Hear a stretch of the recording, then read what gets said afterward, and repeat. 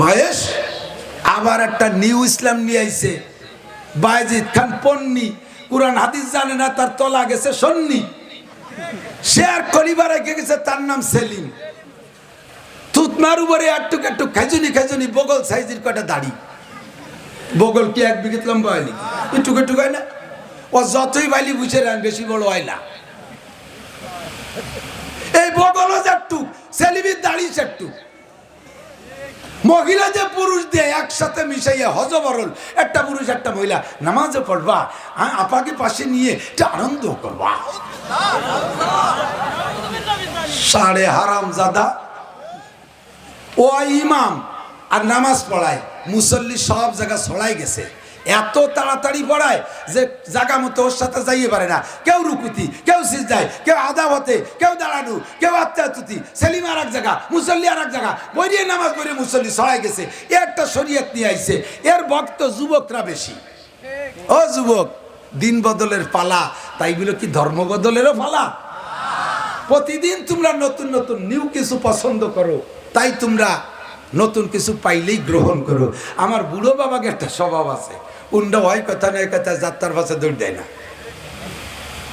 যদি বেদাতরে বুঝে দেয় বুড়ো রে, বাবা তুমি যে বয়সে বেদাত বুঝছো, এ বয়সে আমারও দাঁত নাই, এই দাঁত আমার কটাও পড়ে গেছে, আমিও বেদাত। কাজেই আনাই ওয়াকালে আমার টাইনি টু নদীক নেওয়া যাবে না। আমার বাপ দাদা 14 গোষ্ঠী যাওয়ারে মরছে, আমারে তাইরে মূর্তি দেয়। বুড়ো কালে আমার মাথার মধ্যে কোনো তা ঢোয়ে না। কান ধরে টানবেন ছাগলের মতো, ছাগলরে খালের উপরে নিতে যাবেন, দেখবেন গাত বাঁধাবে। ছাগলে কয় চামড়ি চালে যায়, দামড়ি রাহ যায়, কান উপর চলে যাবে, ঠ্যাংই পার থাকবে। এই বুড়োরা এইভাবে টাইট দিয়ে বসে থাকে। কিন্তু এই পাঙ্কু যুবক পুলা পান, এরা এরা যে যা শিখে দেয়, নতুন কিছু পাইলে এরা নতুনের ভক্ত। আহা, ভাইরাল হওয়ার জন্য মসজিদে যাইয়া দেই যে ইমাম সাহেব জন কইছে ওলা দলিন, এতদিন নামাজ পড়ে নেই, সপ্তাহখানিক নামাজ পড়ে, মসজিদে যাইয়েই বুঝবা সালাম আলাইকুম আমিন, তার মানে বুঝাই দিলে এখন আমি শুরু করছি, তবে সবাই জানি নিও। ভাইরাল হতে গেছে। সেলিম পন্নী, সেলিম পন্ডির সাথে ভাইরাল হবি, আহলে হাদিস আলাদের দলে যে ভাইরাল হবি, কেন জায়গা যে ভাইরাল হবি?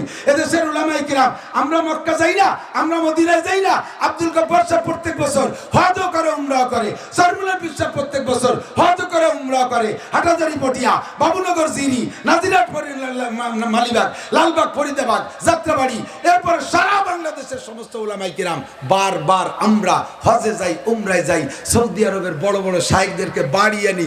আজও পর্যন্ত আমরা সৌদি আরবেতে বুহির পর সানাডা আনলাম না, আর ওই আমিন জোরে আনলাম না, রফে আদাইন আনলাম না। তোরে পাঠাইছি কয়টা টাকা কামাইতি, একটু চাকরি বাকরি করিয়া ছাগল করে উঠ দুম্বা বেড়া গদা গাদা চড়াইয়া কয়টা টাকা আইনে বুড়ো কালে দুয়ে মুছে খাবি। তুই তা না আইনিয়ে আনছিস এই আমিন জোরে টেটে লিয়েছিস বাড়ি, আর বুহির পর সানা বান্ধা নিয়ে তোরে কই পাঠাইছি নাকি?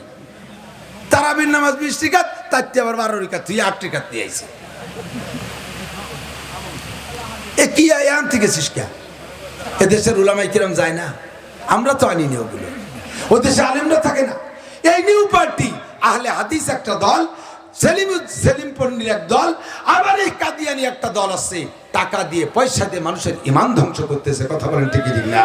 আল্লাহ পাক রব্বুল আলামিন বলেন আমাদের সংবিধান হলো মুসলিম সংবিধান, হলো মুসলিম সংবিধান হলো আলিফ লাম মিম যালিকাল কিতাব।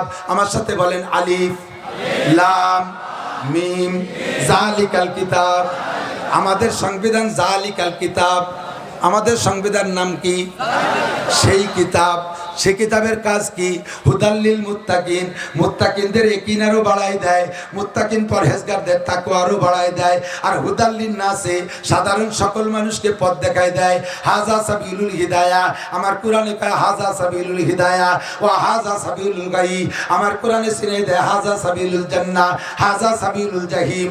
এইটা জান্নাতের রাস্তা, এইটা জাহান্নামের রাস্তা।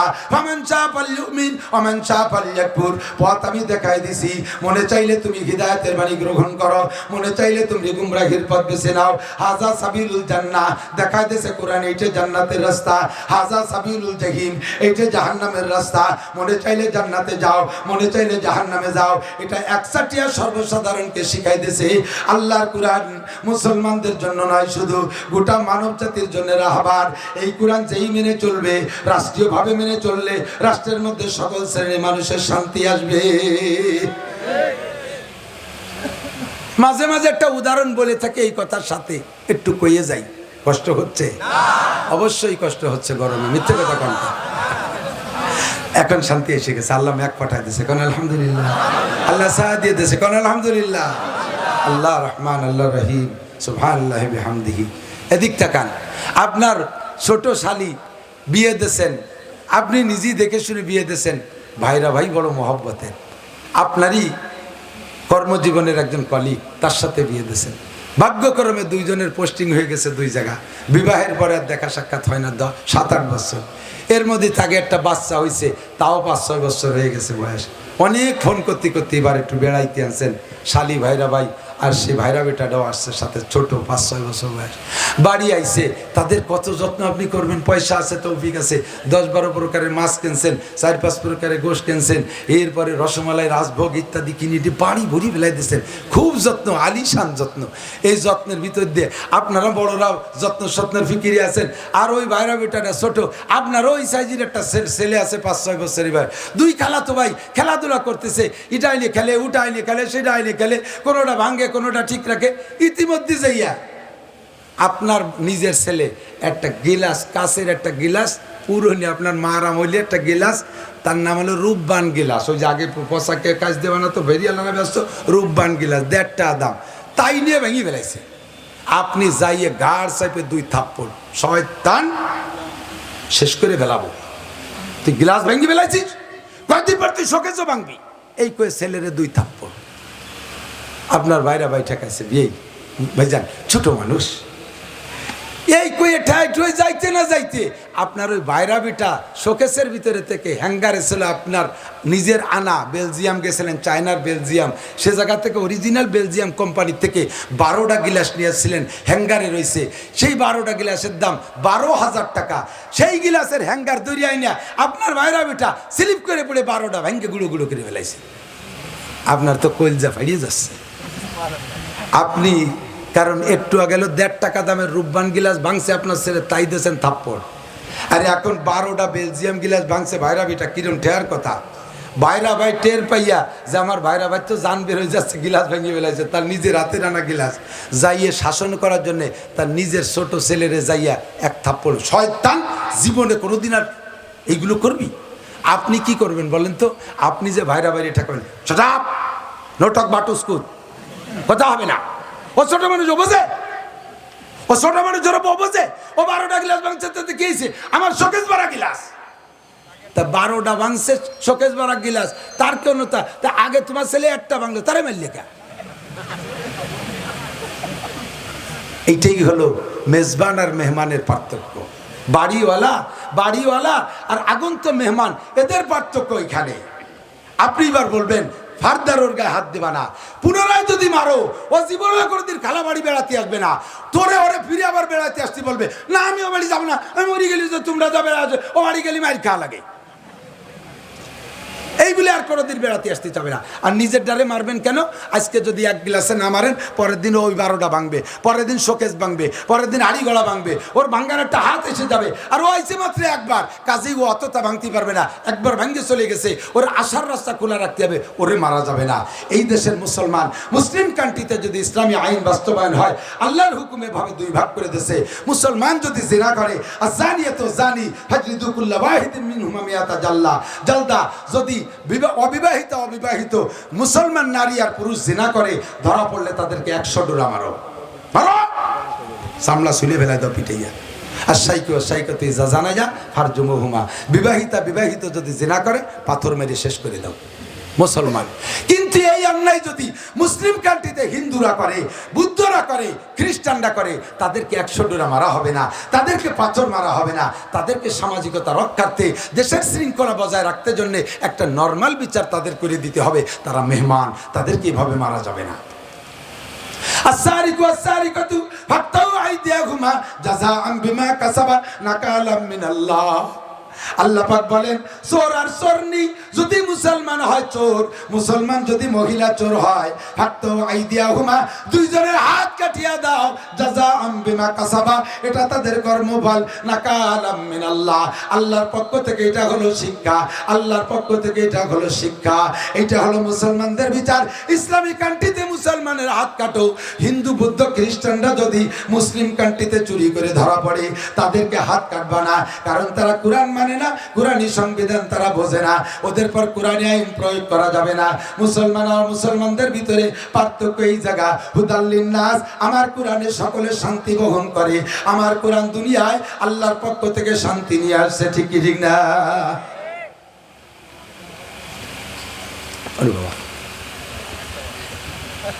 জালিকাল কিতাব লা রাইবা ফি হুদাল লিল মুত্তাকিন, কথা কি বোঝা যাচ্ছে?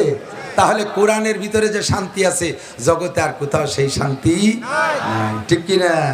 এই কোরআন দিয়ে আল্লাহ পাক বলেন কুল, নবী বলে দাও উম্মতরে, বলে দাও।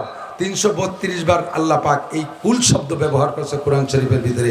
ভেরি ভেরি ইম্পর্টেন্ট সাবজেক্টে সামনে রাইখা আল্লাহ তাআলা বাধ্যতামূলক বলছেন। নরমালি 6666 আয়াতের মধ্যে ওয়াজ করছে আল্লাহ, কিন্তু 332টা পয়েন্ট খুব ইম্পর্টেন্ট, ভেরি ভেরি ইম্পর্টেন্ট। এই জায়গায় আল্লাহ তাআলা কুল বলো, কি বলবো আল্লাহ বলে দাও, কুল আউযু বিরাব্বিন নাস, কুল আউযু বিরাব্বিল ফালাক, কুল হুয়াল্লাহু আহাদ, কুল ইয়া আইয়ুহাল কাফিরুন, কুল মানে বলো, এগুলো বলো, তাড়াতাড়ি বলো। আর একটা কি, কুল বলে দাও আতিউল্লাহ, আল্লাহর হুকুমের অনুসরণ করো। কার হুকুম? একটু কন, আল্লাহর হুকুমের অনুসরণ করো। ওয়াতিউর রাসূল, 2 নম্বরে রসুলের হুকুম এবং কাজের অনুকরণ করো, রসুলের সব কাজের অনুকরণ। ইল্লা কাসাতাল লিররাসূল, যেই বিষয়গুলোর এদিক 5 মিনিটের মধ্যে শেষ করার সিগন্যাল এসে গেছে,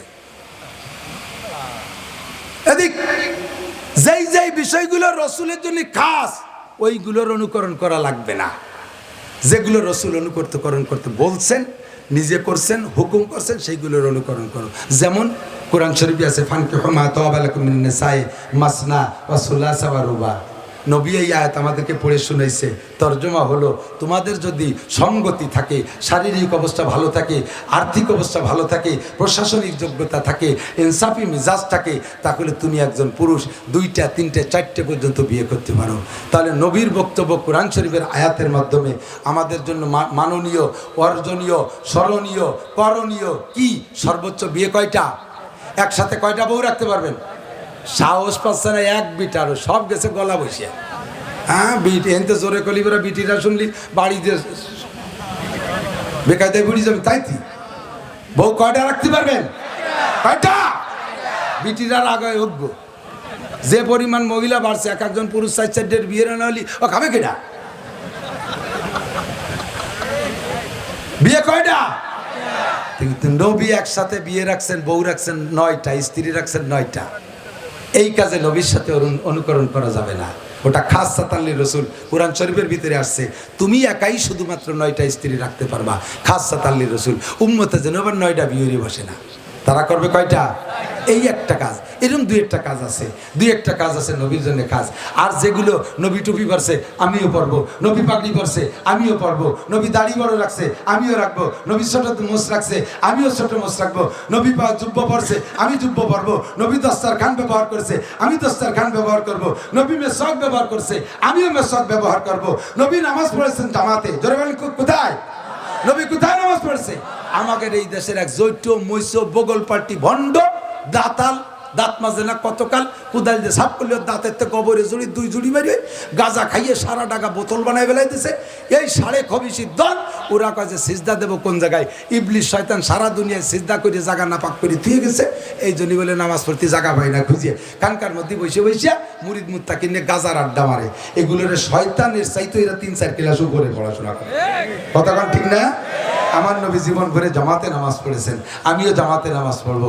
নবী পাক যেভাবে নামাজ পড়ছে আমি সেইভাবে নামাজ পড়বো। আল্লাহকে আতিউ আল্লাহ, আল্লাহর হুকুমের অনুসরণ করো, ও আতিউ রসুল, রসুলের হুকুম এবং কাজের অনুকরণ করো। আর একটা কাজ করো, 3 নম্বরে একটা অপশন আল্লাহ খোলা রেখেছে, আল্লাহরও তোমরা দেখবা না, কোরআনও আর নতুন নাজিল হবে না, একবারই নাজিল হয়েছে, তার জমান তার মোহাম্মদ রসুল্লাহ, উনিও চলে যাচ্ছেন, যার অনুকরণের কথা বলা হয়েছে সেও থাকবে না। তা পরবর্তী উম্মত কি দেখে কি করে কি বসবে, আল্লাহ পাক সেই অপশন খোলা রেখেছে, ও আতিউ ওয়া উলিল আমরি মিনকুম, তোমাদের সমকালীন বিশেষজ্ঞ হাক্কানি উলামায়ে কিরাম, তোমাদের সমকালীন বিশেষজ্ঞ হাক্কানি উলামায়ে কিরাম ওই কোরআনের হাদিস থেকে ঘাইটা ঘুইটা যে মাসালাগুলো তোমাদের কাছে দেবে, ওই কথাগুলো তোমরা শুনবা, ওই কথাগুলো তোমরা মানবা। তাদের অনুসরণ করলে আল্লাহ রসুলের অনুসরণ হবে, আল্লাহ রসুলের অনুসরণ হলে অনুকরণ হলে আল্লাহর অনুসরণ হবে। আল্লাহ রসুল বলেন, মান আতাআনি ফাকাদ আতা আল্লাহ, ওমান আসানি ফাকাদ আসাল্লাহ, যে আমার অনুকরণ করবে সে যেন আল্লাহর অনুসরণ করলো, আর যে আমার নাফরমানি করবে সে আল্লাহরও নাফরমানি করলো। কথা বলেন ঠিক ঠিক না? এবার আমরা রসুলের অনুকরণ পাবো কোথায়? হুজুরে পাক সাল্লাল্লাহু আলাইহি ওয়াসাল্লাম বলেন, হুজুর বলেন, ইন্নাল উলামা ওয়ারাসাতুল আম্বিয়া, উলামায়ে কিরাম অ্যাসিস্ট্যান্ট নবী, আলেমরা অ্যাসিস্ট্যান্ট নবী। হুজুর বলেন না, 3 সিল্লে দেয়ালে অ্যাসিস্ট্যান্ট নবী, সাল লাগানি আলে অ্যাসিস্ট্যান্ট নবী, জীবন ভরে পীরের কাছে মুরিদ হইয়া মূর্খ মানুষ ঘুরে বেড়াইছে, সেটা অ্যাসিস্ট্যান্ট নবী। আল্লাহ তা বলেন নাই। সময় শেষ, বিদায় বলতে পারলাম না।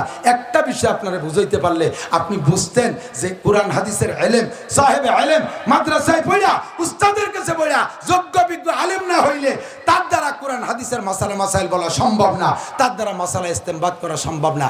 একা একা ডাক্তার, ইঞ্জিনিয়ার, বিজ্ঞানী, প্রফেসর, মাস্টার, এইটা সেটা বস্তাখানিক সার্টিফিকেট নিয়ে একা একা কোরআন হাদিস থেকে জীবনও বুঝবেন না। শুধুমাত্র আমি একটা ওযুর আয়াতের ব্যাখ্যা দিতে পারলে আপনার চোখ খুলে যাইতো। আমরা এইরকম সমস্ত মাসালাগুলো ব্যক্তি জীবন থেকে না আন্তর্জাতিক জীবন পর্যন্ত যত মাসালা লাগবে সমস্ত মাসালা কোরআন হাদিস থেকে আবু হানিফা, শাফি, আহমদ, মালিক, বুখারী, মুসলিম, তিরমিজি ওয়ালা হাজারো উলামায়ে কিরাম গাইটে গুইটে বের করে আমাদের সামনে প্লেটে দিয়ে গেছে। আমাদের আর চিনতে নাই, ওখান থেকে খাবো। আহলে হাদিসেরা ভাইরা আবার কয় না, ও অলি হবে না, যার যারটা সেই বুঝে বুঝে ভর্তি হবে। আয় খালি আমার কাছে, তোর কাছে আমি একটা আয়াত থেকে মাসালা জিজ্ঞেস করবো, কইতে পারলে আমি তোর ভক্ত হয়ে যাব। একটা আয়াত থেকে মাসালা জিজ্ঞেস করবো, ওর থেকে মাসালা বের করে দিতে পারলে আমি তোর মুরিদ হয়ে যাব। আজ 30 বছর হাদিস পড়াই, এখনো পর্যন্ত সাহস করে কথা বলতে পারি না। আর জিন্দেগিতে মাদ্রাসায় পড়ে নেই, আরবি ভর্তি পারে নেই, 6 পাতার বুখারী শরীফ বগলে নিয়ে ঘুরি বেড়াকে, আমার কাছেও বুখারী আছে, উনার কাছেও বুখারী আছে। আল্লাহ তাআলা সকলকে সহি বুঝ দান করে। জোরে বলেন আমিন, আরো জোরে বলেন আমিন। জোহরের আজান হবে, জামাতের সাথে নামাজ পড়বো, নামাজ ছাড়া চলে যাবেন। আজকে এখান থেকে বসছেন, বয়ান শুনছেন, নামাজ ফরজ, অসুন্না নফল, চলে গেলে আল্লাহ তাআলা কোনো না কোনো বিপদে ফেলাই দিতে পারে। আজকে কমপক্ষে এই জায়গায় জোহরে জামাতে নামাজ পড়বো। রাজি আছেন ইনশাআল্লাহ? রাজি আছেন না ইনশাআল্লাহ? নামাজ না পড়ে চলে যাবেন কিরা কিরা, একটু হাত দেখান তো, আছে নাকি?